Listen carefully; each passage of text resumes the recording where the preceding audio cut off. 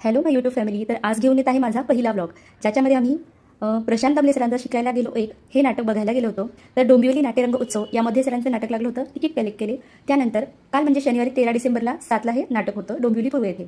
त्यानंतर आम्ही आतमध्ये एंट्री केली आणि आपले तिकीट्स जे आहे ते कलेक्ट केले. त्यानंतर जो समोर व्ह्यू आहे तो पूर्ण नाटकाचा सेट आहे. तर थोड्याच वेळात नाटक सुरू होणार आहे आणि नाटक सुरू झाले त्यानंतर मध्ये एक लकी ड्रॉ आयोजित केला होता. त्याच्यामध्ये सरांनी 2 स्पर्धकांची विनर्सची नावं अनाऊन्स केली. अप्रतिम असं उत्कृष्ट नाटक सादरीकरण होतं आणि लहानपणापासून प्रशांत दामले सरांची फॅन होते, त्यामुळे अतिशय उत्सुकता होती लाईव्ह नाटक बघण्याची. तर खूप छान नाटक होतं. सगळ्यांचाच अभिनय खूप खूप छान होता आणि अत्यंत विनोदी असं नाटक आहे. तर तिकिटालयावरून याची तिकीट्स आम्ही बुक केली होती. त्यानंतर खूप छान एन्जॉय केलं.